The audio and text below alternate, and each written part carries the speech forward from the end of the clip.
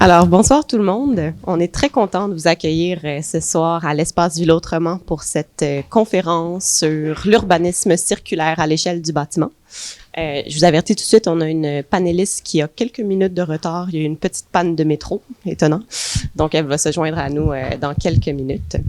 Et avant de laisser la parole aux panélistes, je vais juste vous dire un petit mot sur l'espace dans lequel on se trouve, l'espace Ville Autrement, qui est en fait un projet qui est porté par Entremise en partenariat avec l'UQAM et qui est un espace de travail collaboratif pour penser et faire la ville autrement. Donc, ça regroupe plusieurs occupants, dont Entremise. Philémon va pouvoir vous parler un petit peu plus tard de quelle est la mission d'Entremise. Architecture sans frontières. On a aussi Passerelle, une coopérative en patrimoine, et un nouvel occupant qui vient de se joindre à nous, qui s'appelle Renaître de la rue, qui aide des jeunes en situation de précarité. Et en plus de ces groupes qui font la ville autrement à travers leur travail, on fait aussi des partenariats de recherche avec l'UQAM pour essayer de penser la ville autrement. Donc, on met en lien les chercheurs et la pratique à travers plusieurs types de partenariats différents. Alors, je laisse la parole à Sylvain. Eh bien, merci. Ravi d'être là. Ravi d'être là ce soir. Merci à Entremise aussi pour l'organisation de tout ça. Je vais pas passer beaucoup de temps à me présenter. Sylvain Grisot, je suis urbaniste, plutôt un praticien. Je travaille beaucoup sur des friches en France. Hein, je suis basé à Nantes. Je vais vous parler aussi d'un travail qui n'est pas un travail de recherche. J'ai un collègue qui est un vrai chercheur pour le coup, qui dit que je fais pas de la recherche-action, mais de l'action-recherche, c'est-à-dire plutôt une montée en généralité, alors à la fois de ma pratique et la pratique des autres. Ça fait 4 ans que j'ai commencé une forme de grande enquête sur comment globalement on peut arriver à faire la ville en raccord avec les limites planétaires. Alors une fois que j'ai dit ça. Sacré chantier, mais qui est issu aussi d'un travail et de publication avec deux petits bouquins dont je vous parlerai tout à l'heure autour de ce thème d'urbanisme circulaire. Mais pas d'inquiétude, il y a pas de théorie. Bienvenue au XXIe siècle. Moi, je suis persuadé d'un truc, c'est qu'il n'a commencé qu'avec la pandémie. On a l'habitude de dire que le XXe a commencé avec la Première Guerre mondiale en Europe. Je pense que c'est la pandémie qui marque aussi ce moment où on a une forme de prise de conscience collective de nos fragilités. C'est peut-être ça finalement l'anthropocène, le moment, l'instant où collectivement on réalise qu'on est en train de scier la branche sur laquelle on est assis. Et alors quand on est faiseur de ville comme moi, comme beaucoup sans doute ici, en tout cas comme vous, on est au cœur des responsabilités sur les 3 crises. La crise climatique, celle des ressources dont on parle un peu plus, et puis la crise de la biodiversité dont on parle peu. Parce qu'évidemment, fabriquer la ville, c'est consommer énormément de matière, de matériaux. Premier poste de consommation de ressources minérales, beaucoup d'énergie, mais aussi émettre énormément de déchets. Première crise. On est au cœur des responsabilités. Deuxième des crises, c'est les écosystèmes avec la consommation d'une autre ressource qui est une ressource immatérielle, qui est l'espace. C'est l'atteinte directe au milieu, c'est la fragmentation des milieux. Et puis, troisième des crises, la crise climatique. En France, on a la moitié de l'empreinte carbone des ménages, alors empreinte moyenne, qui est associée à la mobilité du quotidien et au logement. Ça veut dire que la forme de la ville, que ce soit le bâti ou son organisation, détermine 50% des émissions de CO2 des ménages. C'est donc une responsabilité importante et la ville est aussi au premier front sur les bouleversements climatiques, inondations, recul du trait de côte, submersion, les coups de chaud sur nos villes ou la multiplication des incendies. En fait, on a pris l'habitude de gérer les risques urbains en regardant le passé. C'est ce qu'on appelle en France les crues de référence. C'est ce qui nous permet de modéliser les risques aujourd'hui. Et ce qu'on n'a pas en tête, c'est que avec le bouleversement climatique, on a à la fois un changement sur l'intensité des risques, un changement sur leur fréquence, plus souvent, plus fort, mais aussi un changement sur leur géographie. Vous vous souvenez de Lighton de l'été dernier, qui a non seulement battu les records de chaleur pendant 3 jours en frôlant les 50 degrés, mais qui a été rasé de la carte par un incendie et un feu de forêt. C'est pas un territoire où il fait 50 degrés en juin, mais c'est pas non plus un territoire qui est soumis au risque incendie.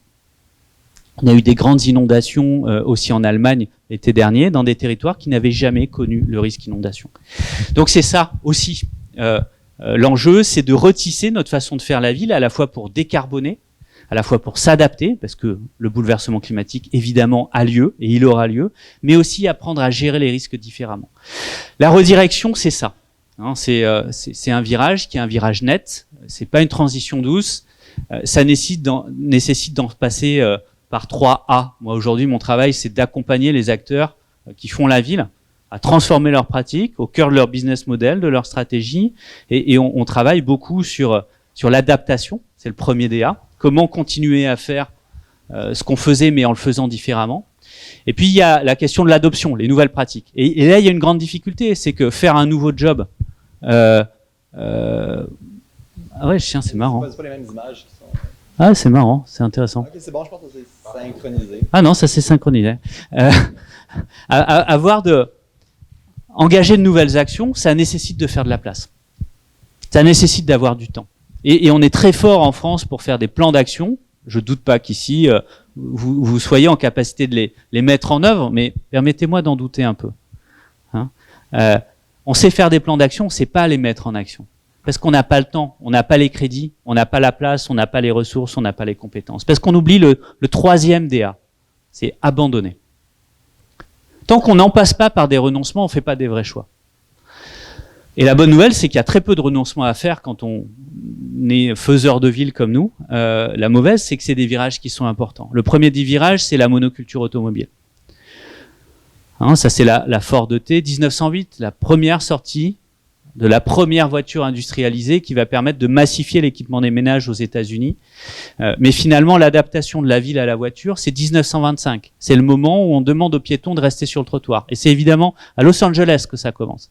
Ça veut dire qu'on a commencé au cœur de la culture mondiale de l'automobile à adapter la ville à la voiture il y a moins d'un siècle. C'est un phénomène extrêmement récent. Premier des abandons, la monoculture automobile. Deuxième des abandons, la ville standardisée. En fait, l'impact du système automobile sur nos territoires n'a commencé vraiment à prendre forme qu'après la Seconde Guerre mondiale, même aux États-Unis, avec l'invention du modèle du suburb.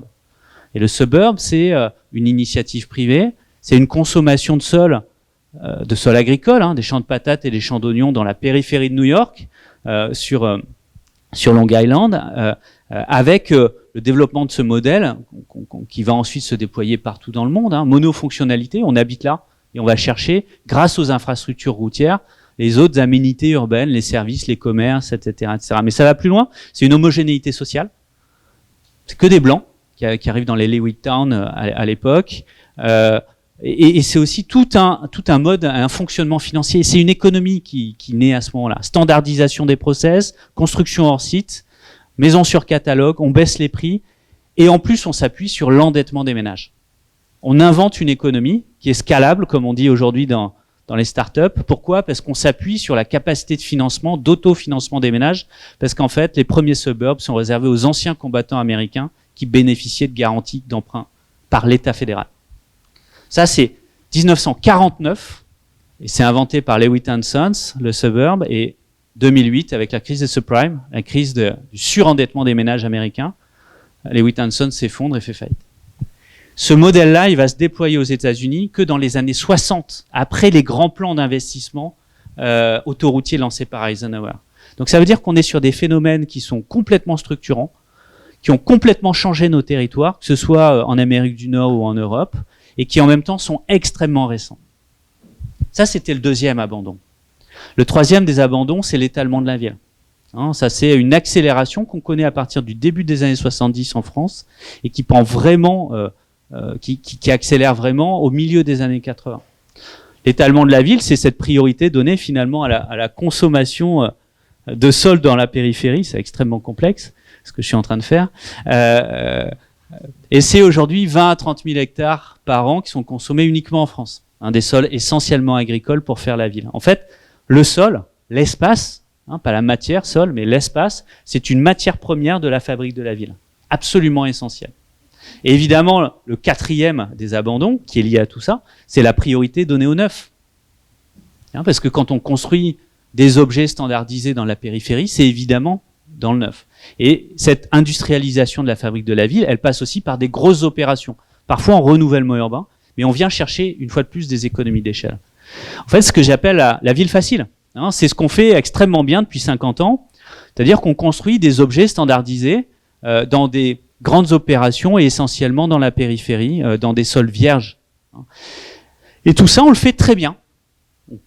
On a créé une forme d'industrie qui nous permet de faire la ville comme on fait des bagnoles. On standardise les process, chacun est à sa place, chacun sait ce qu'il a à faire, et finalement, on le fait bien et on arrive à tenir des économies. Sauf que on a un vrai problème, c'est que par rapport aux enjeux du siècle, on n'est pas du tout raccord. On a des virages à prendre d'ici 2050. C'est-à-dire qu'il va falloir commencer à les prendre maintenant. Ce virage de décarbonation, ce virage d'adaptation et ces nouvelles façons de gérer les risques. Et on concentre l'essentiel aujourd'hui de nos efforts à la construction neuve. Alors c'est un sujet important, la construction neuve, mais complètement secondaire. Parce qu'on a déjà construit 80% de la ville de 2050. Et on se concentre uniquement sur le neuf. Ça veut dire que c'est cette ville déjà là qu'il faut qu'on apprenne à repenser. À réparer. C'est le titre de mon deuxième bouquin avec Christine Lecomte, la présidente de l'Ordre des architectes en France. En fait, depuis 50 ans, on fait ce que j'ai appelé de l'urbanisme linéaire, c'est-à-dire, évidemment, c'est en lien avec l'économie circulaire, une consommation de sol agricole pour l'essentiel, 20-30 000 hectares par an en France, avec une forme de fabrique de la ville qui est associée aussi à des logiques d'obsolescence programmée.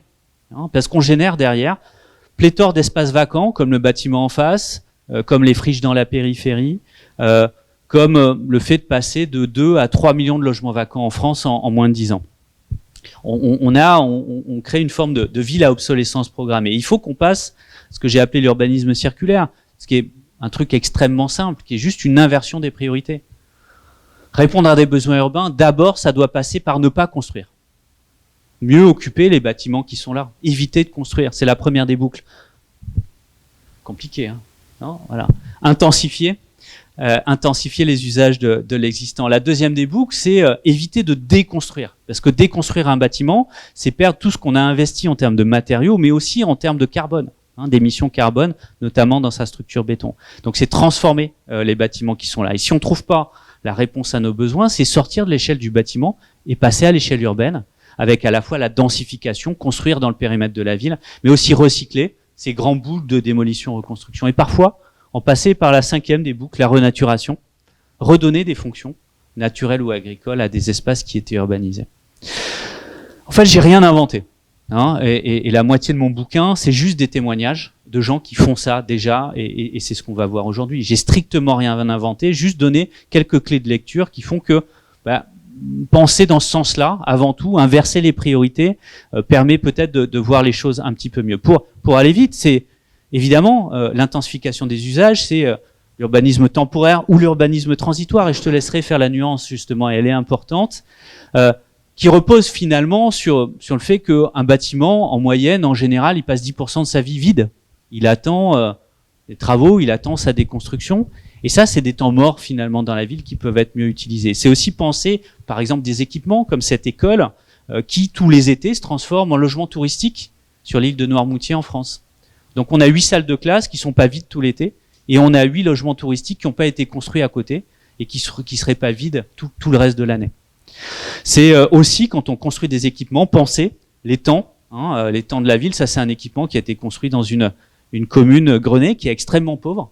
Et le maire voulait un équipement qui sert à quelque chose, pas un bâtiment qui est ouvert 30 heures par semaine. C'est donc une médiathèque, mais il y a aussi des accès Internet, mais il y a aussi les services sociaux, les assistantes sociales qui sont au fond, vu que c'était pas assez, il y a aussi un bistrot. Donc c'est le seul bistrot qui est financé par les services sociaux en France. C'est soigner évidemment son héritage avec ces bâtiments emblématiques qui doivent avoir une deuxième vie, mais aussi passer par l'architecture du quotidien, faire pousser quelques logements sur les toits d'une copropriété pour lui payer, créer de la valeur économique et lui payer une réhabilitation globale. C'est penser la thermie des bâtiments, certes, les penser comme un enjeu technique, certes, mais pas que. En fait, on a un tel gap à passer en termes d'isolation, de façon à être raccord avec les enjeux de décarbonation, qu'on a des investissements absolument massifs dans nos bâtiments à faire. Et c'est pas réisoler une maison des années 90, c'est pas pour y vivre comme dans les années 90. Repenser l'enveloppe d'un bâtiment de bureau des années 80, c'est pas pour se retrouver avec un grand couloir central et des petits bureaux à gauche et à droite. Donc en fait, on est sur des questions de seconde vie. C'est comment est-ce qu'on relance finalement la vie d'un bâtiment pour qu'il dure pendant 30 ou 50 ans. Ça veut dire qu'il faut se reposer des questions techniques, mais aussi architecturales. Il faut se poser des questions en termes d'organisation, en termes de programmation finalement, avant de relire ces bâtiments-là. C'est aussi construire aujourd'hui pour demain et après-demain, avec le premier bâtiment en France qui va être construit avec une double autorisation. On pourra à la fois y travailler et y dormir. Ça veut dire qu'on pense une trame technique qui permet de gérer tout ça. C'est-à-dire qu'on a une organisation architecturale qui permet ça, mais aussi un cadre juridique, mais aussi une propriété, mais aussi une gestion, etc., de façon à ce que ce bâtiment soit jamais obsolète et puisse changer d'usage en fonction des besoins du territoire. C'est densifier dans le pavillonnaire, la densification douce, mais aussi densifier dans la ville dense, et sans doute faut-il le faire beaucoup mieux qu'on ne le fait aujourd'hui. C'est travailler aussi ces impensés, nos grands et nos vastes espaces économiques et commerciaux dans lesquels on a énormément de place et la place de faire beaucoup de choses. C'est travailler les friches d'aujourd'hui, mais aussi les friches de demain, qui sont les centres commerciaux ou après-demain les parkings. C'est travailler dans cette boucle du recyclage, les questions du réemploi des matériaux, mais aussi plus globalement la question derrière du métabolisme urbain, l'ensemble de ces flux qui font la ville, qui sont d'une matérialité absolument massive, mais qu'on ne voit pas, parce qu'on a sorti ces matériaux toujours du cœur de nos villes. 4 clés donc pour aller plus loin. La première, c'est prendre la clé du sol. En fait, l'urbanisme circulaire est fondé sur la question de l'usage des sols, l'usage des espaces. J'ai écrit tout un bouquin, il est là-bas, vous avez bien compris que j'ai des bouquins là, c'était assez discret, non ? Voilà, il y a des bouquins. En fait, j'ai écrit un bouquin contre l'artificialisation des sols, l'étalement urbain, etc. Et en fait, en écrivant la conclusion, je me suis aperçu que je m'étais trompé de sujet. C'était pas du tout un problème, l'étalement urbain. C'est pas un problème, c'est un symptôme d'un problème beaucoup plus global qui est cette question de la priorité donnée à la ville facile. Il faut changer le système. Et finalement, travailler sur les sols et l'usage des sols, donner la priorité aux sols déjà urbanisés, c'est un bon moyen de toucher le système, parce que la sobriété en espace, en sol agricole, elle induit une sobriété en mobilité, elle induit une sobriété constructive, elle induit donc une sobriété en énergie, en matériaux, etc., etc. C'est donc pas une fin, c'est un moyen. C'est un moyen aussi de retisser une ville autour d'autres outils que la voiture. Et l'alternative à la bagnole, c'est pas le vélo, c'est la proximité qui permet de laisser le vélo, d'utiliser le vélo et de laisser la voiture au garage. Mais encore faudra-t-il pouvoir se la payer, la proximité. Et donc l'enjeu clé, c'est aussi l'accessibilité du logement, notamment pour les ménages aux revenus normaux. Et puis faire une ville certes résiliente, certes en capacité d'encaisser les coûts, mais qui plus globalement va réapprendre à se transformer en continu, plutôt que uniquement par des grandes opérations dans les cœurs de ville ou dans les périphéries. Faire une ville adaptative qui saura s'adapter au choc climatique, mais aussi plus globalement au changement démographique, au changement de mode de vie, au changement technologique. Et on sait faire. On a les outils pour faire ça. Il faut regarder. Et on a des potentiels partout, en face, ici, il n'y a pas si longtemps. Et c'est le travail que vous avez fait finalement, d'identifier ici un potentiel. À chaque fois qu'on regarde le tissu urbain existant, on a des espaces vides ou des temps morts qui peuvent être réoccupés. C'est admettre aussi que faire la ville compliquée, l'alternative à la ville facile, c'est compliqué. Et qu'il va falloir miser sur l'ingénierie, miser sur de l'intelligence et donc couler moins de béton et utiliser une autre matière grise qui est l'intelligence des femmes et des hommes qui peuvent faire ces projets, qui doivent être créatifs en termes architecturaux, mais pas que, en termes de processus, en termes de montage financier, en termes de montage organisationnel. C'est admettre qu'on a un certain nombre d'usages qui sont trop essentiels pour être gérés uniquement par le marché, donc avoir des espaces et des sols communs, créer des communs urbains pour les fonctions qui sont essentielles. Et puis plus globalement, pour changer le système, il faut penser systémique et donc changer chacun de regard, chacun dans son silo, chacun dans son métier, dans sa fonction, mais avec un regard périphérique pour comprendre ce qui se passe. Nous, on a produit un jeu qui s'appelle La Fresque de la Ville, qui est un jeu pédagogique qu'on a open sourcé, qui est ouvert et offert à la communauté, de façon à ce que simplement on ait des professionnels, des élus, des citoyens qui se mettent autour d'une table et qui parlent de sujets dont on parle jamais, qui est comment on fait la ville. Prochainement, une édition québécoise. Non, mais je rigole pas. La semaine prochaine, on le teste à l'ordre des urbanistes et on va déployer une édition québécoise de ça. Mais c'est déjà utilisable dès aujourd'hui. Donc, vous l'avez compris, c'est une rupture, hein, c'est une redirection. C'est pas juste une transition par nécessité face aux crises du siècle, mais aussi par opportunité, parce que faire cette ville complexe, c'est aussi des métiers passionnants. C'est des nouveaux business models.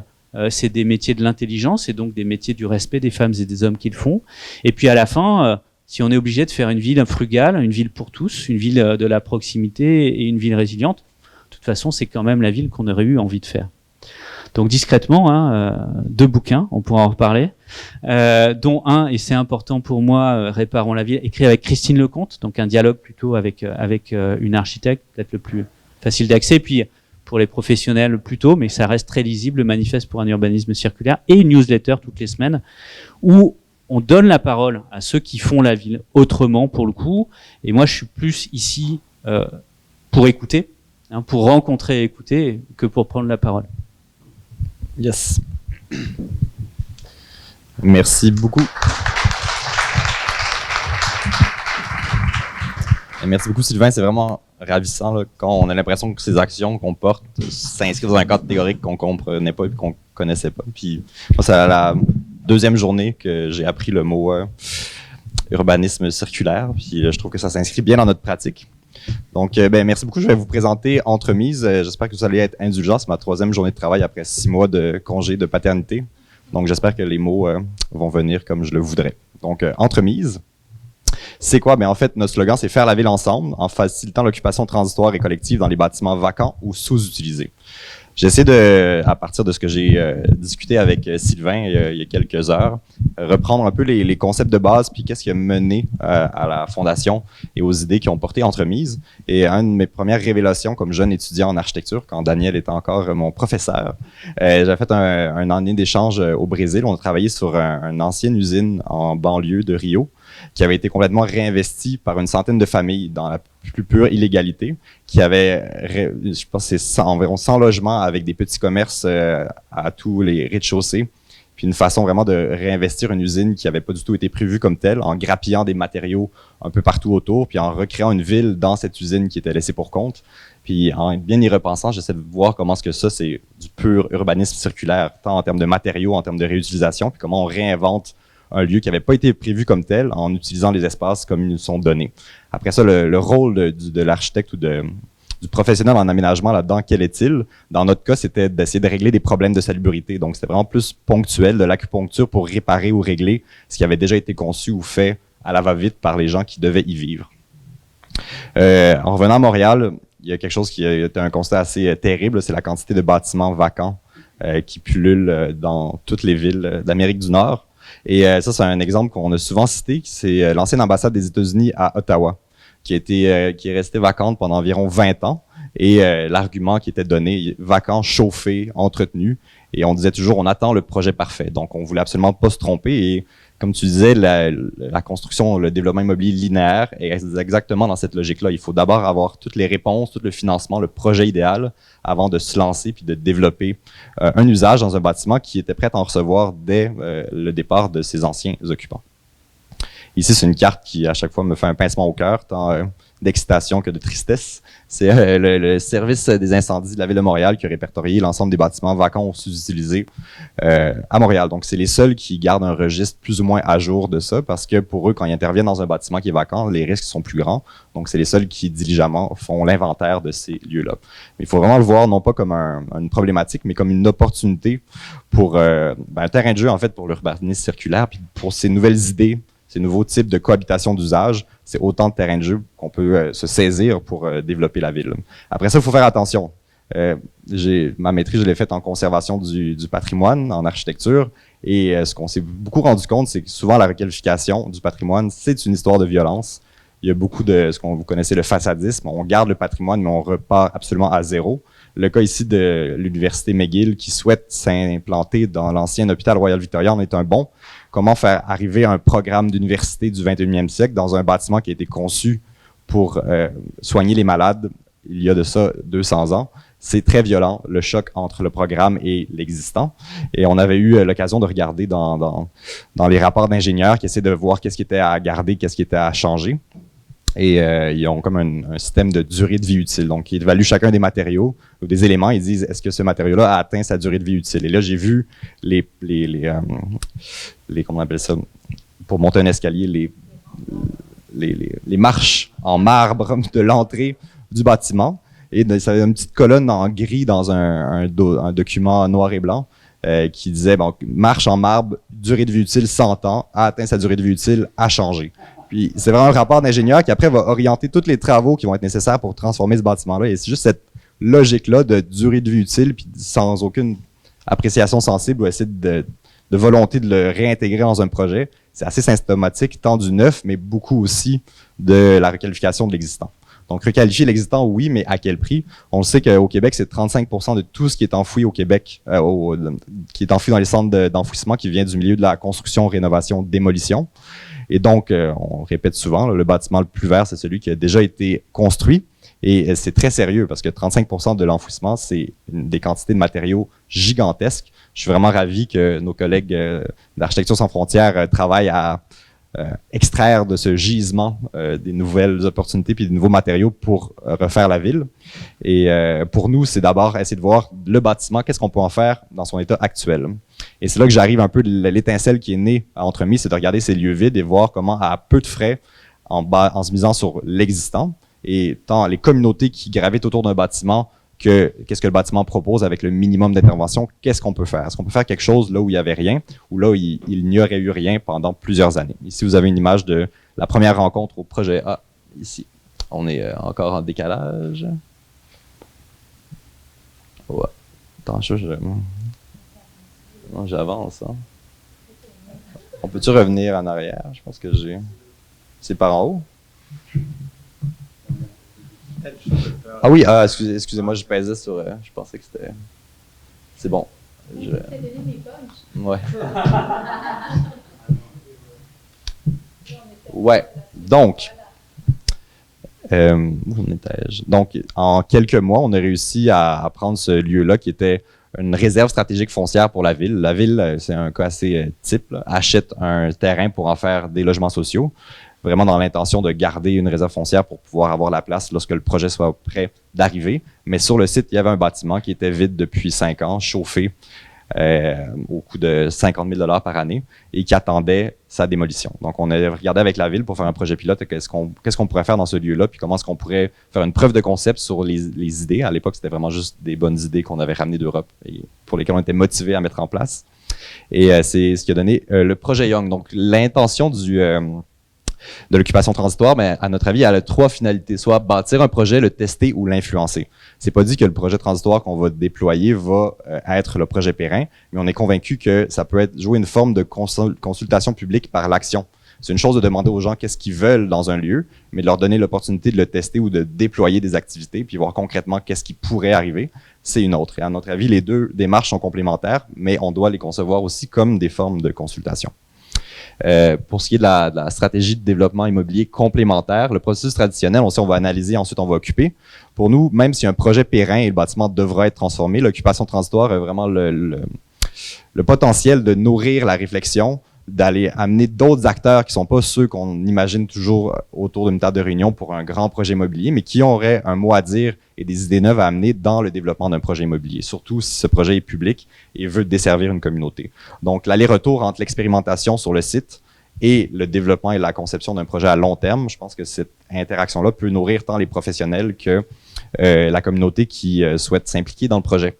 Les grands voisins, je pense, c'est un bon exemple où, a priori, c'était vraiment un 2 ans d'expérimentation avec aucune suite et l'expérimentation menée à la découverte de certains usages, certaines façons de cohabiter, certaines programmations qui n'avaient pas été prévues par les concepteurs initialement et qui ont été intégrées en partie dans le projet à plus long terme. Donc ici, on a une image du avant-après. Donc, c'est sûr que la première fois qu'on a rencontré le service de la gestion immobilière pour le projet Young, ils ont dit qu'il n'y a aucune chance que ça se passe. En plus, on avait dit un budget de 80 000 alors que eux, l'étude des ingénieurs avait dit que s'il fallait investir au moins 1,6 million pour remettre en état le bâtiment. Mais à force de travail, d'acupuncture et de vraiment évaluer la remise à neuf des systèmes mécaniques, mais la remise à niveau sans la remise à neuf pour une période de 2 ans, on a réussi quand même à y mettre une trentaine d'organismes qui ont occupé les lieux pendant 12 mois. Et ça a pris 3 mois à mettre en place. Ça a pris à peu près 1 an de dédale administratif pour réussir à avoir les clés. Mais une fois qu'on avait les clés, on a été en mesure, avec les occupants, vraiment de s'aménager ensemble avec des matériaux issus du réemploi, des meubles de seconde main, puis une volonté commune d'habiter puis de s'approprier l'espace, qui n'est pas très commune dans l'immobilier quand tu loues un local ou quand tu loues un bureau. Souvent, c'est une forme très concise, alors que là, on avait un grand terrain de jeu, un immense entrepôt vide et triste qu'il fallait se réapproprier ensemble. Et donc, il y avait aussi une certaine excitation de tous d'essayer de voir comment ensemble on va s'aménager puis partager ces lieux-là. Mais ce qui est le plus important dans ces projets-là, oui, c'est les images que ça donne, mais c'est le sentiment d'appartenance puis l'identité commune. Je suis convaincu que le tout est plus grand que la somme des parties dans ce genre de projet-là. Et chacun y a bénéficié, les collaborations, les rencontres qui sont nées du partage de la machine à café puis des discussions animées sur le ménage. Mais c'est des relations humaines très concrètes, mais aussi des projets professionnels, des partenariats qui ont émergé de cette rencontre, de ce choc, des fois houleux, entre des gens qui occupent un espace un peu mal chauffé et dont les lignes sont pas si clairement tracées. Ça, c'est le projet qui me tient le plus à cœur. Je pense que ça va avoir beaucoup de portée si jamais il fonctionne. C'est la Cité des Hospitalières. Pour ceux qui la connaissent pas, c'est un bâtiment qui a été érigé par les Sœurs Hospitalières de Saint-Joseph, les fondatrices de Montréal avec Jeanne Mance. C'est des femmes incroyables qui ont soigné les Montréalais gratuitement pendant 200 ans et qui aujourd'hui s'apprêtent à s'éteindre et qui ont légué, en fait, ont vendu à un prix très raisonnable à la ville de Montréal leur site le plus important qui était leur couvent. Donc c'est adjacent à l'Hôtel-Dieu. C'est un lieu qu'ils ont vécu, puis c'est un lieu qui a été conçu pour la vie en communauté religieuse. Et la question qui se pose maintenant, comment est-ce qu'on va réinterpréter les valeurs que ces femmes-là ont portées et comment est-ce qu'on peut leur donner une actualité et reprendre le bâtiment qui nous cède avec les enjeux qui sont ceux du 21e siècle, mais en gardant une ligne directrice. Parce que moi, ça m'émeut à chaque fois que je leur parle. Ces femmes-là ont une perception de la ville qui est beaucoup plus grande que tous nous parce que elles perçoivent leur communauté religieuse du départ de la fondation jusqu'à maintenant, et aujourd'hui, elles s'apprêtent à s'éteindre.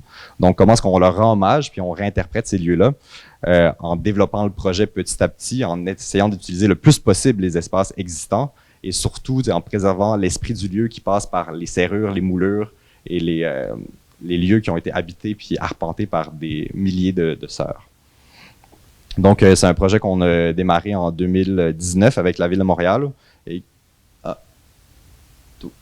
et qui, là, en ce moment, est dans une phase d'expansion. C'est assez chaotique parce que on est ici dans l'inconnu. La Ville de Montréal, comme promoteur d'un projet comme ça, c'est pas évident de se positionner. Je sais que il y a eu... ils ont beaucoup réfléchi à comment le faire, puis ils réfléchissent avec nous à la meilleure façon d'y arriver. Mais le mieux, c'est de réussir à être courageux, puis d'avancer sans nécessairement avoir les réponses, de se donner la chance d'expérimenter.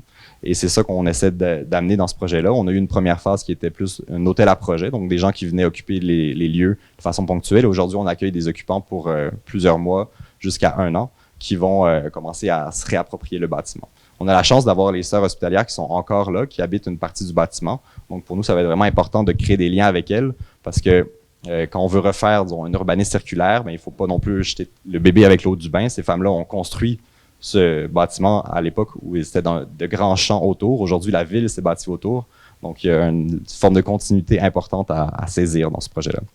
Et donc, c'est quelques images. À chaque fois qu'il y a une activité qui se tient, on essaie de la monitorer, voir comment elle s'inscrit dans les valeurs que les sœurs ont identifiées pour le legs et voir comment est-ce qu'elles participent ces activités-là participent à la discussion pour développer le projet à plus long terme. On est aussi très intéressé par la question des églises. Quand on parle d'urbanisme circulaire, c'est des lieux emblématiques construits par la main de fervents catholiques qui étaient partout sur le territoire. Et aujourd'hui, qu'est-ce qu'on fait lorsque cette communauté qui a construit ces lieux-là n'est plus? Comment est-ce qu'on arrive à les réinvestir, mais en gardant l'esprit qui a mené à leur érection? Donc, c'est un projet qu'on essaie de mener. On accompagne quelques églises à l'extérieur de Montréal. On essaie de voir dans des milieux plus détendus, donc pas dans des centres urbains, comment est-ce que l'urbanisme transitoire peut être une forme de développement et une forme de race, pour réussir à rassembler une communauté autour d'un projet de requalification d'une église sans avoir à l'avance toutes les réponses sur le programme qu'on voudrait y faire. Donc, c'est une expérimentation qui permet de garder les gens qui sont mobilisés en haleine et pas nécessairement s'arrêter pendant plusieurs années à attendre les financements parfaits pour faire le projet parfait, mais commencer dès le départ à habiter les lieux. Donc, en résumé, qu'est-ce que ça... Oh, oui. L'occupation transitoire, ça permet, selon nous, de protéger un bâtiment en l'occupant déjà, attirer des porteurs de projets prometteurs pour le projet périn. C'est aussi offrir des espaces à des porteurs de projets pour tester des idées et des activités. C'est aussi une forme de prototypage, prototyper des usages pour un projet pérenne. Donc déjà, se poser la question qu'est-ce qui fonctionne moins bien pour la suite. Ça permet aussi de consolider une communauté, une identité autour d'un projet, être un levier de financement pour un projet pérenne. Quand on entre, par exemple, dans une église et on commence à faire des activités, après aller soulever les fonds nécessaires pour refaire le toit, c'est plus facile lorsqu'il y a déjà l'animation puis une mobilisation concrète dans ces lieux-là. Puis pour nous, c'est une forme pour tester et consolider soit une structure juridique, un cadre de gestion ou un modèle d'affaires. Donc, en bref, c'est une forme de développement immobilier alternatif qui est mise sur l'expérimentation et le temps long pour développer un projet en groupe. Donc, pas seulement avoir une commande avec un programme, un modèle d'affaires, puis l'implanter dans un bâtiment qui n'est pas nécessairement fait pour le recevoir, mais plus faire du développement immobilier, une forme de processus continu. Donc, voilà.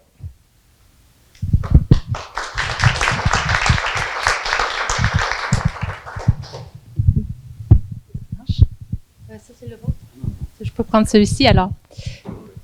Oui, la jappette, ouais. Donc, c'est ce bouton-là. On essaie de le faire fonctionner. OK, parfait. D'accord, super.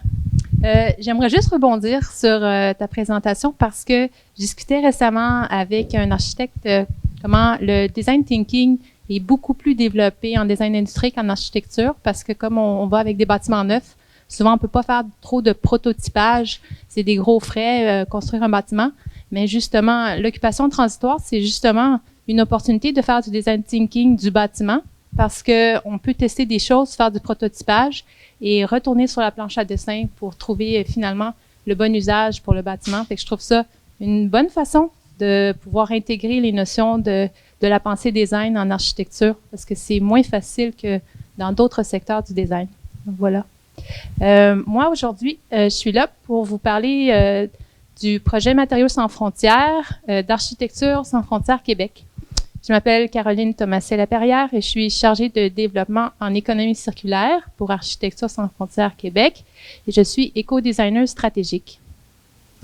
On a commencé déjà à s'intéresser à l'architecture circulaire depuis 2017 chez Architecture sans frontières Québec. Donc, d'abord, je vais vous présenter les programmes chez Architecture sans frontières Québec. Souvent, on nous associe avec la coopération internationale, ce qui n'est pas faux. La mission d'Architecture sans frontières, c'est d'amener l'architecture à aider les communautés les plus vulnérables et d'amener une certaine équité grâce à l'architecture dans le monde. Vous voyez, on ne voit pas justement. Bon.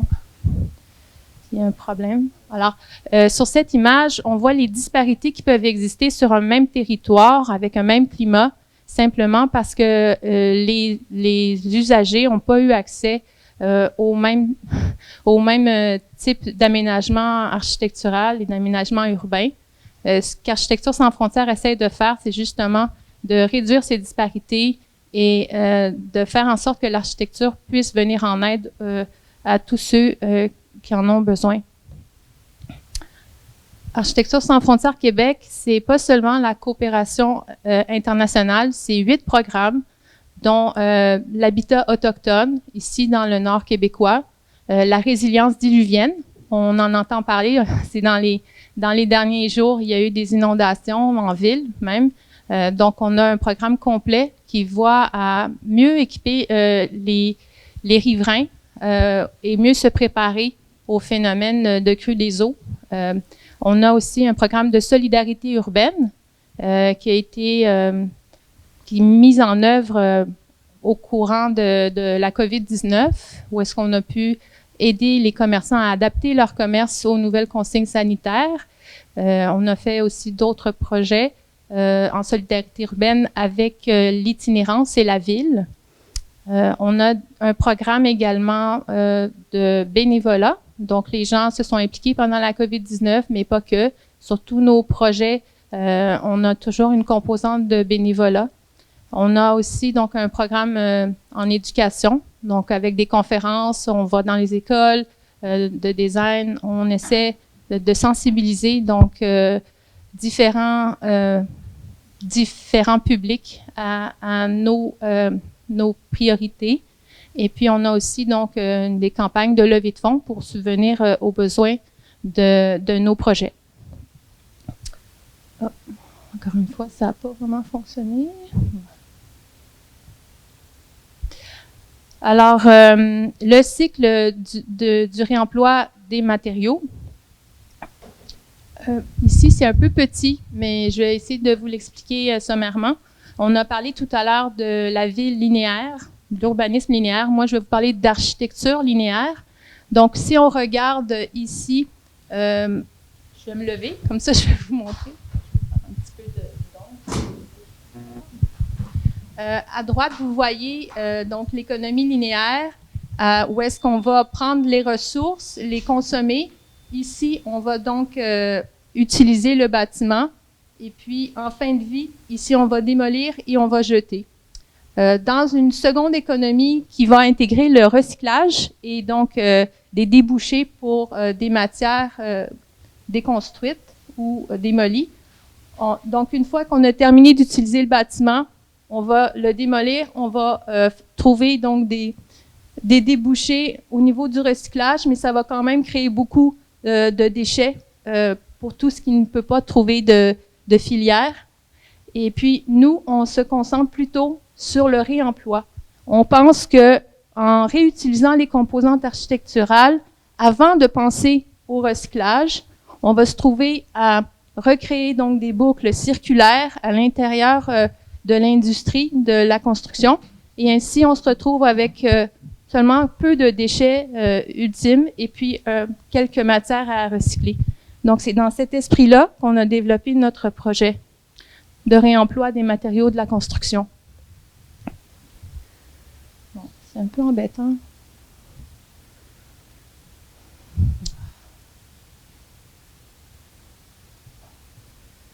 Donc, sur un chantier, les gisements, on va pouvoir les trouver dans différents secteurs du bâtiment, soit le secteur institutionnel, commercial et industriel. En haut, complètement, c'est donc cette image qui représente.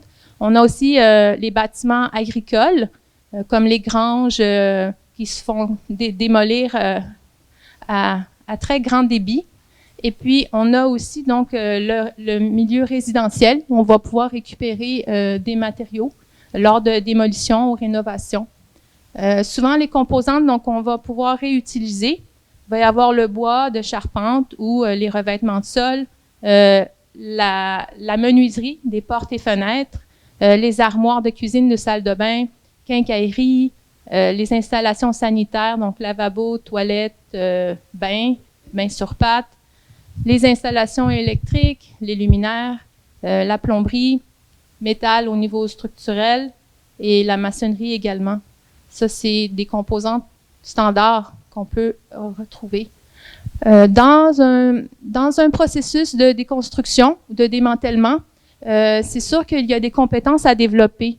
Donc, ce ne sont pas les mêmes que pour la construction. Et souvent, il faut y aller de façon plus manuelle pour ne pas briser les matériaux ou les mélanger et les contaminer. Donc, souvent, ça va nécessiter 5 fois plus de main-d'œuvre que sur un chantier de démolition conventionnel, ce qui fait qu'il va falloir user d'ingéniosité pour pouvoir rentrer dans les budgets et dans les calendriers. J'aimerais porter votre attention sur justement comment on peut travailler, sortir des silos, comme on en a parlé tout à l'heure, et travailler en concertation entre les différents métiers sur un chantier de construction pour éviter le gaspillage systémique que l'on vit présentement. Donc, bon, c'est écrit en tout petit, mais en gros, ce que je voulais vous faire valoir, c'est que normalement, ici, en bas, on voit que les démolisseurs sont impliqués dans un projet une fois que tout a déjà été décidé au niveau technique par les architectes, par les ingénieurs. On les implique seulement ici, en vert. Alors que dans une déconstruction, on va vouloir impliquer les déconstructeurs beaucoup plus en amont pour qu'ils puissent guider un peu les phases de design et qu'ils puissent donner de l'information essentielle au niveau des ressources qui sont déjà disponibles sur le bâtiment. Et ainsi, ça permet de faire des plans et des devis qui vont être adaptés à la condition du bâtiment actuel, quand on parle évidemment de réutiliser des structures existantes. Et ça va permettre aussi qu'au fur et à mesure de la démolition, on va être capable de trouver des débouchés pour chacun des éléments du chantier en flux tendu. Le projet Matériaux sans frontières donc, est né en 2017 et puis il a été capable d'être accéléré un petit peu plus dans la dernière année. Bon, il y a comme un décalage, désolée, c'est un peu embêtant. Alors, en fait, en 2017, pour financer nos projets communautaires chez Architecture sans frontières Québec, on allait voir des fournisseurs avec des balances de fin de stock. Donc, c'est de la marchandise neuve et elle était directement intégrée à nos chantiers communautaires. Par la suite, on a trouvé dans certains projets, comme avec le bâtiment 7, par exemple, on a été capable d'intégrer donc des matériaux issus de la déconstruction d'une grange, d'un bâtiment agricole, et aussi donc réintégration d'éléments de composantes architecturales qui venaient d'un couvent, si je me trompe pas. Donc, ça a permis de cloisonner l'espace à l'intérieur et de le rendre chaleureux. En 2020, il y a eu la crise de la COVID-19 et le magasin Éco-Réno sur la rue Papineau à Montréal, qui est un magasin qui existe depuis 20 ans, était en difficulté financière. Alors, Architecture sans frontières Québec a saisi l'opportunité de reprendre le commerce pour répondre à son plan stratégique qui était de développer davantage les filières de réemploi des matériaux de construction pour créer des fonds pour notre organisme. Donc, le modèle d'affaires, il est comme suit, le suivant. Alors, un petit propriétaire va vouloir se départir de matériaux excédentaires. Son entrepreneur va venir nous porter les matériaux chez Architecture sans frontières. C'est Éco-Réno qui gère donc notre inventaire. Nous pouvons émettre donc un reçu de charité pour les dons de matières qui sont faits par le propriétaire. Et avec ces matériaux, nous, on va pouvoir soit les utiliser sur nos projets, soit les vendre pour financer nos projets. Donc, ça, c'est la façon qu'on a trouvé de créer des boucles de circularité tout en saisissant une opportunité d'affaires pour financer nos propres projets communautaires. De la même façon, on va voir les manufacturiers. Ils vont nous fournir donc en don de la marchandise qui est souvent des fins de ligne ou des surplus de chantier ou des erreurs de commande. Donc, on va pouvoir avoir accès à de la marchandise neuve également et on va fonctionner de la même façon. Donc, chez Architecture sans frontières, on a vraiment vu ça comme une opportunité d'affaires à saisir. Et puis, on voit donc des bénéfices qu'on peut éventuellement escompter. Au niveau du développement durable, on a donc le côté économique qui va être potentiellement un créateur d'emplois locaux, va permettre développer plutôt un marché abordable des matériaux locaux récupérés, donc donner un certain pouvoir d'achat à ceux qui n'en ont pas dans le milieu de la rénovation, baisser les coûts d'enfouissement pour les petits propriétaires ou les institutions qui souhaitent donc se départir de certains volumes, tonnage. Donc, ça va enlever des frais d'élimination. Et aussi, une meilleure gestion du risque de bris d'approvisionnement. On l'a vécu ici au Québec avec la COVID-19, le problème du bois d'œuvre, le problème de plusieurs matériaux qui n'arrivaient pas à rentrer sur les chantiers. En travaillant avec des boucles circulaires locales, ça permet d'éviter ce genre de soucis. Au niveau environnemental, c'est sûr que en allant s'approvisionner vers des matières qui sont déjà en circulation, ça permet de diminuer considérablement le niveau d'extraction des ressources naturelles et une triple réduction donc des GES au niveau de la fabrication, l'extraction, fabrication, transformation, transport, distribution et puis en fin de vie, élimination. Donc à ce niveau-là, on a une triple atténuation. Et puis au niveau de la gestion des matières résiduelles aussi pour les municipalités, c'est une bien meilleure utilisation de la logique des 3 RV, puisqu'on va d'abord aller vers le réemploi au lieu d'aller directement vers le recyclage. Au niveau social, la majorité des initiatives de la sorte font appel à des plateaux de travail en insertion sociale, puisque, comme je l'ai dit, ça prend plus de main-d'œuvre pour réaliser une déconstruction, mais ça ne nécessite pas nécessairement beaucoup de diplomation, c'est-à-dire on a besoin d'acquérir des connaissances bien spécifiques, mais on peut faire de la formation accélérée pour intégrer des gens qui ont de la difficulté à se trouver une place sur le marché du travail. Ça permet aussi de développer donc une culture locale du réemploi, donc un sentiment communautaire accru, et puis ça permet bien évidemment de conserver le patrimoine bâti au lieu de le mettre à la poubelle. Donc maintenant, depuis 2020, on est les nouveaux acquéreurs d'Éco-Réno, qui est situé sur la rue Papineau à Montréal, près de la rue Beaubien. On a donc à peu près 2500 pieds carrés à notre disposition, plus un entrepôt dans Griffintown. Notre objectif actuel, c'est de quadrupler notre surface de magasin, donc de passer à 10 000 pieds carrés. On est à la recherche d'un local. On a peut-être trouvé, mais à Montréal, en ce moment, c'est difficile pour cette taille de surface de locatif commercial. L'idée, notre souhait, c'est éventuellement de pouvoir arriver à un super réno dépôt du réemploi. Donc, une grande surface avec des matériaux bien classés et donc informatisés. On est en train de prendre le virage numérique chez Éco-Réno. Donc, on est en train d'informatiser notre inventaire, le rendre accessible en catalogue en ligne. Donc, les gens vont pouvoir plus facilement prendre connaissance de notre inventaire sans se déplacer.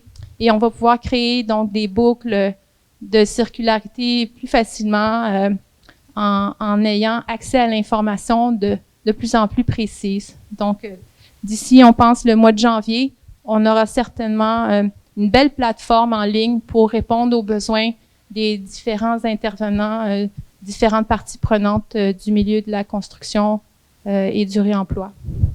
Voilà, donc ça fait le tour de ce que je voulais vous présenter ce soir. Je vais passer la parole à Daniel Pearl. 1, 2, 3. Peux-tu bouger les diapos pour moi? Ça serait gentil. Bonne idée. Alors, bienvenue. Je vais juste commencer avec quelques mini-commentaires. Je suis tellement fier que Philémon présente ce soir et que l'Université de Montréal sort des étudiants avec autant d'enthousiasme pour changer le monde. Il y a une deuxième personne dans la salle, Martin Daigle chez l'UF. Donc, une partie de travail, c'est à l'université, une partie de travail, c'est la pratique.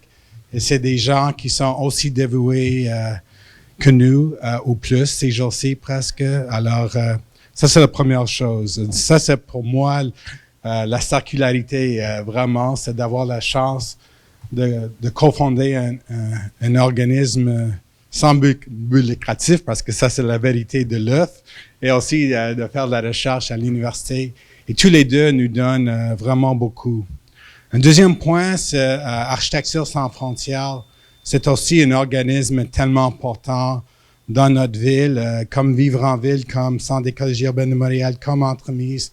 C'est des organismes qui comprennent qu'on ne peut pas compter sur la ville et on ne peut pas compter sur le marché privé. Il faut qu'on remplir les trous. Alors, je trouve ça assez important. C'est tellement drôle d'entendre ton intérêt dans les églises. Quand j'étais de ton âge, j'étais invité à aller à Québec par Luce Morissette et d'autres, à faire une charrette sur l'avenir des 1000 églises au Québec. On ne sait pas quoi faire avec. Il y avait 4 équipes. Je me souviens toute l'expérience et c'est le même problème presque une trentaine d'années plus tard. Alors, à gauche, on va discuter la question de l'urbanisme circulaire. Ça arrive vraiment à l'échelle du quartier, pas juste le bâtiment, mais à droite, c'est vraiment les matériaux. Donc, entre la recherche à l'université et notre pratique, je vais essayer de toucher les deux, mais en 15 minutes, ce sera très bref. Vas-y. Alors, un des projets tellement fiers, c'est le projet RE4, un de nos projets de recherche prochainement. C'est entre McGill, Université McGill, Université Montréal, École polytechnique Montréal, donc des architectes, urbanistes et ingénieurs qui travaillent ensemble, qui est très rare. Et il y a plus de synergie entre les étudiants qui existent presque dans la pratique. Alors, je trouve ça spectaculaire. Et une des choses, c'est, oui, il y a la notion de réseau de partage de chaleur que je vais expliquer bientôt, mais c'est plutôt de voir toutes les synergies métaboliques dans la ville. Donc, c'est juste un des exemples dans les 7-8 minutes que j'ai. Alors, dans nos villes, particulièrement au Québec, avec le problème que l'électricité est tellement simple, c'est vraiment, il faut qu'on travaille la chaleur et le froid. Et donc, la notion d'une boucle d'énergie n'a pas un cas d'affaires si on pense à le coût tellement minime d'électricité. Mais un de nos problèmes, c'est avec CIREG, avec tout le monde presque dans la salle, c'est on n'a aucune façon encore de chiffrer le manque de résilience. On est capable de chiffrer l'électricité, l'eau, des matériaux, mais le manque de résilience est un de nos problèmes que je vais expliquer un petit peu plus tard. Mais la notion d'un réseau énergétique, c'est vraiment de la résilience. Ça prend tellement peu d'énergie à garder un système de chauffage ou clim pendant une grande panne d'électricité comme dans les maritimes cette semaine. Si c'était en plein d'hiver ou en plein d'été, c'est vraiment incroyablement dangereux. Alors ici, juste pour comprendre, première, deuxième et troisième génération, c'était la vapeur et l'eau chaude qui étaient tellement inefficaces. Ça veut dire on peut pas y aller plus que 300, 400 mètres. Maintenant, avec la prochaine génération, c'est vraiment un partage de chaleur. Ça prend pas beaucoup d'isolation, puis on peut y aller 2, 5 kilomètres, même 10 kilomètres pour créer un réseau énergie urbaine et ça existe à travers l'Europe. Et la notion, c'est pas juste de partager l'énergie, mais c'est les problèmes des îlots de chaleur dans la ville que je vais expliquer aussi. Donc, la notion, on commence avec nos besoins différents prochainement. Après ça, on regarde quelles sont les possibilités de partage prochainement. Puis, on regarde notre programme, nos ressources, notre énergie renouvelable, puis on crée un cocktail qui fait du sens pour le quartier. Et donc, il y a le stockage, les renouvelables et la récupération. Évidemment, la récupération un peu comme le projet d'entremise est notre premier choix prochainement. Puis, ça, c'est le vrai problème. Pour le moment, tout le monde pense que le thermopompe va tout régler, mais finalement, c'est en train de jeter une chaleur dans nos villes, au centre-ville, qui a une différence de température d'environ 5 à 8 degrés de plus, qui est vraiment un manque de résilience dans les prochaines vingtaines d'années. Incroyable. Le gouvernement ne pense pas à ça. Alors, on peut regarder cette source d'énergie qui est incroyable à travers la ville. Puis ça, c'est un des travaux de Samuel Duchesne-Letellier, son projet de doctorat à l'École polytechnique prochainement. Puis après ça, essayer à comprendre entre le manque de résilience, le manque de complexité dans la ville et comment les rejets d'une peuvent venir l'alimentation de l'autre. Et on commence à faire un matching avec nos étudiants. Donc, le logiciel est quand même très, très puissant d'un point de vue d'ingénierie et architecture, mais c'est aussi une question de complexité dans la ville continue. Donc, c'est la notion de commencer à cartographier où est cette chaleur, où sont nos opportunités prochainement, et après ça, impliquer les 4 parties prenantes importantes. Les employés et fonctionnaires de la ville, évidemment, les militants communautaires, il y en a plusieurs comme Solin, entre autres, des promoteurs privés et évidemment des chercheurs universitaires. Et finalement, tout ça est basé sur un principe assez simple. Pour dealer avec le manque de résilience, il faut qu'on augmente la complexité. La complexité au niveau de redondance qui va nous aider pendant des moments les plus sévères, comme cette semaine, soit en Floride, soit dans les maritimes. Et donc, en même temps qu'on a ça, on a la diversité et cette complexité par une certaine densité et diversité. Ça va nous donner la qualité de vie que Sylvain a décrit au début, une marche de 15 minutes, parce qu'on va avoir assez de mixité dans un quartier qui va nous donner que le rejet, mettons un CLSC, utilise la clim, même en hiver, et le logement social à côté a besoin de ce rejet d'énergie en plein hiver. Et ça, c'est la meilleure façon de construire nos villes. Continue. Donc, on a fait avec nos études, des études sur la compacité, le diagnostic, l'accessibilité, diversité et des mixités d'usage. Et avec ces outils d'urbanisme, d'architecture et d'ingénierie, on peut commencer à repenser des quartiers. Et donc, commencer avec une construction d'un réseau, augmentation de population et finalement boucler la boucle prochainement. En même temps de ça, je travaille avec la Ville de Montréal sur le plan 2030-2050 et avec la Fondation Suzuki, on a trouvé un peu d'argent. On a travaillé avec CIREG et École polytechnique de Montréal de faire une étude. Qu'est-ce qui se passe si on dit au centre-ville, c'est illégal de mettre des thermopompes sur le toit, que finalement on a assez. On a besoin de cet espace pour des toits verts, pour l'espace d'agriculture urbaine, pour l'espace public. Et cette rejet de chaleur est incroyable. C'est en train de causer des problèmes de manque de résilience au centre-ville. Alors, on a pris un certain terrain proche de centre-ville. On a mappé 286 bâtiments. On a fait le business as usual. Après ça, l'analyse de cycle de vie. Et on inclut, je m'excuse juste un instant, la santé humaine, la qualité des écosystèmes et pas juste l'énergie. Et ça, c'est l'avantage d'analyse de cycle de vie. Continue.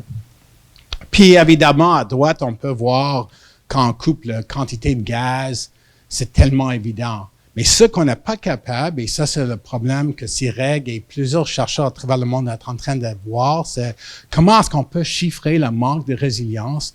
Et cette manque de résilience est autant social que physique, que mental, et pas juste une question. Et pendant ces moments comme aujourd'hui, des fois, ceux qui sont en train de vivre cette semaine dans les maritimes, l'équivalent de 5 ans d'énergie. Aux États-Unis, ils pensent d'investir 45 milliards de dollars après l'ouragan de Ian qui s'en vient ce soir. Alors, on parle d'une source d'argent incroyable. Alors, les conclusions nous montrent que c'est un manque vraiment d'éducation de tout le monde pour comprendre ces problèmes. Juste pour changer à l'autre bout les matériaux et comment on peut changer le processus de design. Donc, on est très semblable aux présentations de Caroline. On a commencé avec notre projet à Benny Farm. Récupérer des bâtiments était bien évident prochainement. Si j'avais assez de temps, je vais parler de bâtiment 7. On n'a pas assez de temps. J'ai promis de respecter les 15 minutes. Mais juste continuer. Donc, une maison, une nouvelle construction à droite, en bas ici, versus une réutilisation et changement, transformation en haut.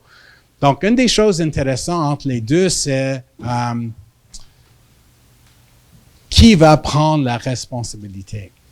Parce que quand c'est privé, c'est nous-mêmes, des professionnels.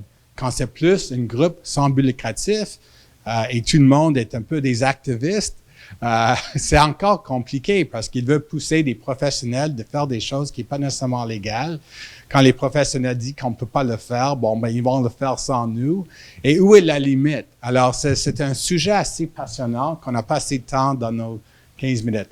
À droite, ce que j'aime, c'est l'œuf est très, très connu pour impliquer nos ingénieurs avant qu'on commence le design, pas à la fin.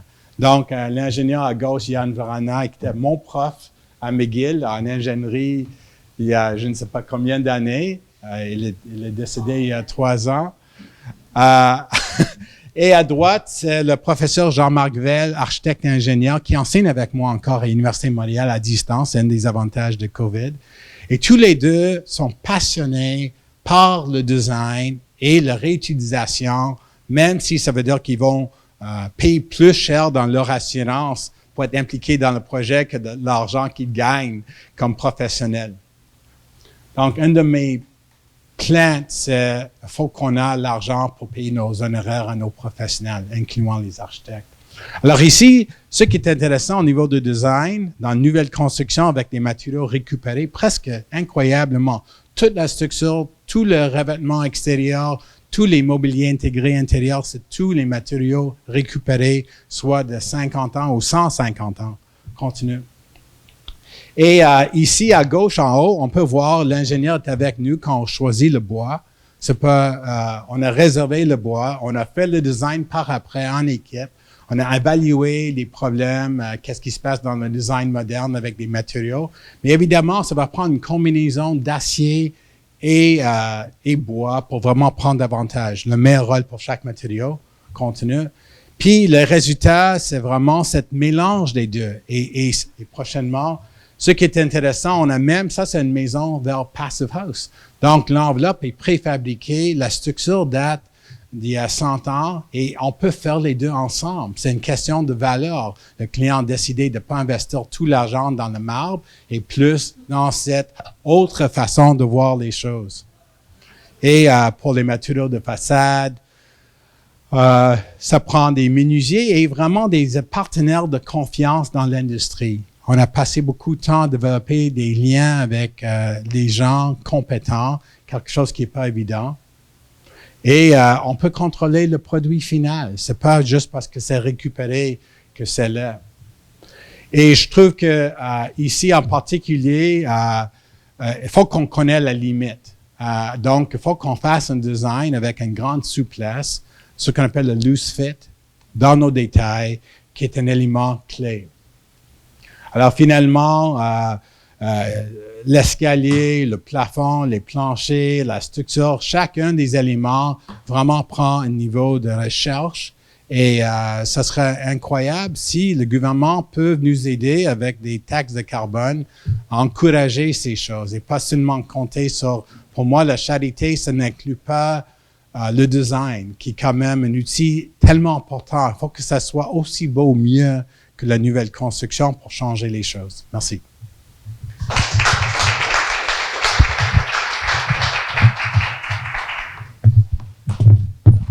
Je vous invite à venir. Peut-être qu'on peut éteindre ça, là. Hein? On arrête de regarder les murs. Merci beaucoup. Moi, ce que je retiens de vos quelque part 3 interventions, c'est qu'on affronte à chaque fois la ville complexe. C'est pas simple. Enfin, et vous êtes resté élégant et poli pour pas raconter tous les problèmes, pour pas dire les emmerdements et les emmerdeurs. Enfin, je veux dire, c'est des luttes aussi. Donc là, on est un peu discret et on montre que les choses qui sont finies et abouties, mais c'est des luttes contre beaucoup de choses. Évidemment, tout ça a du sens. Ça semble évident en fait. Ça semble évident et à la fin, ça fait quoi? Des projets qui ont du sens, des projets qui ont un sens collectif, un sens humain, et des projets qui en plus sont beaux, ce qui n'est pas une anecdote. Donc une évidence, tout ça devrait être le quotidien en fait. On est en train de dire que finalement les processus traditionnels font des choses qui sont pas très vivantes, pas très agréables à faire et en plus souvent à sceller. Pourquoi est-ce que tout ça n'est pas le quotidien? Là, je vous pose une question fondamentale et quelque part à tous les trois, c'est pourquoi est-ce qu'on est en train de parler là de projets qui seraient démonstrateurs, exemplaires, expérimentaux, on fait la ville autrement? Non, c'est pas faire la ville autrement, c'est pourquoi est-ce que c'est pas juste faire la ville? Voilà. Qu'est-ce qui manque là-dessus pour qu'on passe de soirées sympathiques et de projets exemplaires à simplement des projets banals du quotidien? 2 micros. Débrouillez-vous. Et là, 2 minutes. Hein. deux arguments. Dans le milieu de la construction, c'est sûr que pourquoi c'est le statu quo, pourquoi il y a le gaspillage systémique, c'est à cause des questions économiques, des questions assurantielles, des questions légales. Faire du réemploi, c'est beaucoup plus de temps, plus de temps, plus d'argent, et donc faut avoir une vision à plus long terme. Puis qu'est-ce qui est en train de faire changer les choses présentement? C'est que les institutions financières ils ont compris qu'avec leurs indices ESG, ils ont compris que oui, si on continuait à faire du gaspillage systémique, on allait se ramasser avec des actifs bruns, que plus personne voudrait les avoir par la suite, donc il n'y aurait plus de valeur. Donc, commencent à comprendre qu'on doit changer vraiment de système, de façon de faire, de paradigme pour aller vers l'avant, dans la bonne direction. Si je peux ajouter un mot là-dessus, c'est tout à fait vrai, mais je vais ajouter peut-être une autre dimension importante. Est-ce que tu m'entends assez bien? Parfait. Quand j'étais sur le comité de la Ville de Montréal, Plan Climat 2030-2050, tu vois que les villes ont une pression de répondre à un point de vue international pour être une partie des 100 villes. Et dans un sens, ça fait aucun sens pour la Ville de Montréal à concentrer sur l'énergie parce qu'on a une ressource hydroélectricité. On a tellement plus de problèmes par nos enveloppes qui sont pas résilientes. On a tellement d'autres problèmes au niveau de manque de systèmes de gaspillage liés à l'alimentation, la nourriture. On a tellement d'autres problèmes. Mais il y a un vocabulaire global aujourd'hui qui est vraiment des gaz à effet de serre et toute cette question de manque de résilience et des infrastructures vertes locales sont trop complexes à résoudre par un politicien, soit Biden ou Poutine. Ils sont pas capables de comprendre ça. Alors, on a un grand problème de manque d'éducation. Donc, il faut que les jeunes commencent à être militantes, un peu comme on voit en Iran cette semaine. Quand on voit quelque chose qui est pas juste, il faut comprendre vraiment la bataille à la rue pour changer des choses. Le gouvernement fédéral est en train d'investir 12 milliards de dollars dans un nouveau programme d'infrastructure, mais l'argent, pour le moment, est distribué par silos. Ça veut dire un peu pour le logement, un peu pour des rues, un peu pour l'électricité. Et au lieu de comprendre la synergie entre les silos, où on a une capacité de doubler ou tripler la valeur de nos investissements, mais parce qu'on n'a aucune histoire ou tradition ici au Canada à faire des choses comme ça, d'avoir de leadership entre les trois niveaux de gouvernement, ça va prendre des projets pilotes pour le faire, comme Benny Farm était un effort, et ça prend plusieurs projets pilotes pour montrer au gouvernement le cas d'affaires, le manque de résilience et la capacité de compter les valeurs de gaz à effet de serre autrement que juste en électricité ou d'une façon d'énergie intrinsèque grise, parce que c'est trop limitatif. Mais pour notre part, c'est peut-être à plus petite échelle, mais à chaque fois qu'on présente nos idées ou les projets dont on rêve aux instances publiques ou aux propriétaires, tout le monde, on rêve tous ensemble, mais il y a comme le cadre légal et réglementaire est fait pour encadrer ce qui existe déjà, pas qu'est-ce qui pourrait exister. Puis ça, c'est un gros enjeu, on l'a vu, ça a quand même été beaucoup de démarches pour permettre des placotoires sur rue, l'agriculture urbaine, les espaces urbains extérieurs éphémères.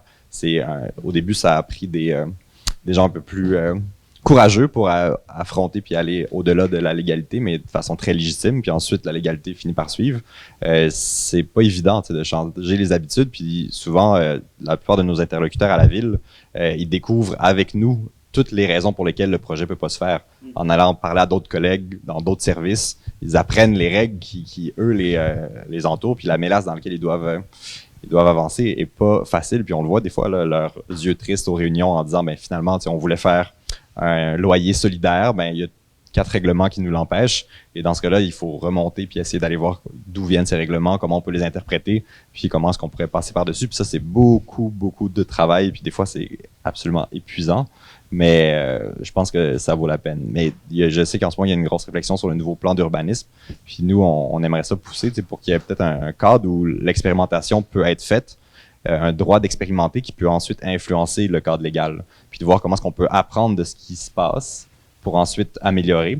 C'est sûr qu'il faut bien le concevoir, ce cadre d'expérimentation-là, pour pas que certains s'en servent à leur profit, mais je suis convaincu qu'il y a plein de choses qui vont arriver dans les prochaines années dont on n'a aucune idée. Il faut se laisser la chance de les tester puis voir comment ça peut influencer le cadre légal. Se donner des espaces de respiration, finalement, parce qu'on en est là, finalement, l'objectif, on l'a à peu près. On sait à peu près où il faut aller. Tu l'as dit sur l'énergie, on l'a vu sur la matérialité et puis plus fondamentalement sur les usages. La question, c'est le chemin pour y arriver.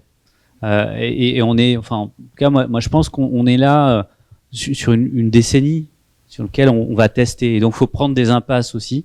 Moi, c'est aussi c'est pour ça que dans les discussions que j'ai, j'enregistre, mais il y a des moments où j'enregistre pas de façon à avoir le off et à avoir ce qui marche et ce qui marche pas, et parce qu'on apprend autant des échecs que des réussites, mais on a du mal à les partager les échecs. Ça, c'est vraiment important. Alors oui, il y a les oui mais.